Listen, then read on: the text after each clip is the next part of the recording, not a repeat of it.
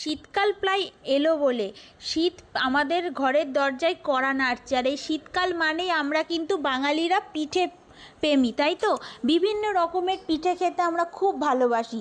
তার মধ্যে অন্যতম হচ্ছে ভাজা পিঠে বা তেলের পিঠে। আর এই তেলের পিঠে আমরা চিনি দিয়ে তো বানিয়েই থাকি, কিন্তু এই তেলের পিঠে যদি আমরা গুড় দিয়ে বানাই তাহলে কিন্তু এর স্বাদ অন্য রকম হয়ে যায়। আর গুড় দিয়ে বানানোর জন্য যেটা প্রথমেই লাগবে চালের গুঁড়ি। চালের গুঁড়ির পরিবর্তে আপনারা কিন্তু সুজিও ব্যবহার করতে পারেন। চালের গুঁড়ি আমি এখানে গোবিন্দভোগ চালটাকে ভালো করে ধুয়ে একটু শুকনো করে নিয়েছিলাম, দিয়ে এর গুঁড়িয়ে নিয়েছি মিক্সিতে। এরপর আমি এখানে দিয়ে দিচ্ছি গুড়, চিনি আর বাতাসা, তিনটে অ্যাড করব। এরপর একটা পাত্রের মধ্যে আমি 3 ভাগের 1 ভাগ দিয়ে দিয়েছিলাম কি চালের গুঁড়ি, আর 1 বাটি আটা দেবেন আর 1.5 বাটি ময়দা দেবেন। আটাটা দিলে কি হবে, খেতে আরও সুন্দর হবে, সেই জন্য বলছি। আর গুড়টা দিয়ে দেবেন আর পরিমাণ অনুযায়ী স্বাদ মতো লবণ দেবেন। ভালো করে মিশিয়ে নেবেন। গোলাটা অবশ্যই ঠিকঠাক করে বানাবেন, কারণ গোলাটা যদি সুন্দর হয় পিঠেটা কিন্তু সুন্দর হবে।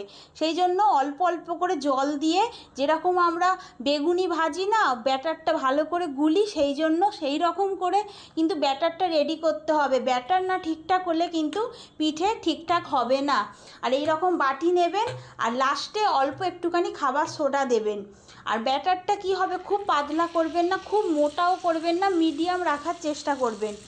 মিডিয়াম রাখবেন আর এরকম সেন্টারে ফেলবেন, কড়ার মধ্যিখানে ফেলবেন, মাপ অনুযায়ী ফেলবেন। 1 বাটি, ছোটো বাটির হলে 1 বাটি পুরোপুরি ভর্তি ভর্তি নেবেন।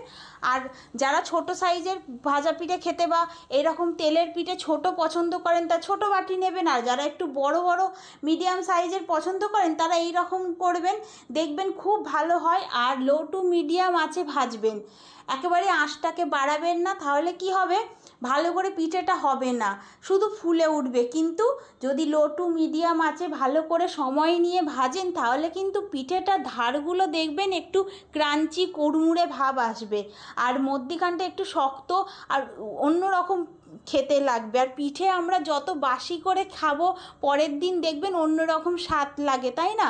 সেই জন্য লো টু মিডিয়াম আঁচে পিঠেটা বানিয়ে খাবেন, আর 2-3 দিন ধরেই পিঠে রেখে খেতে পারবেন, কিচ্ছু অসুবিধা হবে না। আর এই সাদা তেলের পরিবর্তে সর্ষের তেলে আমি কিন্তু এই পিঠেটা ভেজেছিলাম, খুব ভালো হয়েছিল। সর্ষের তেলে ভাজবেন, দেখবেন এর স্বাদ কিন্তু বেড়ে যাবে।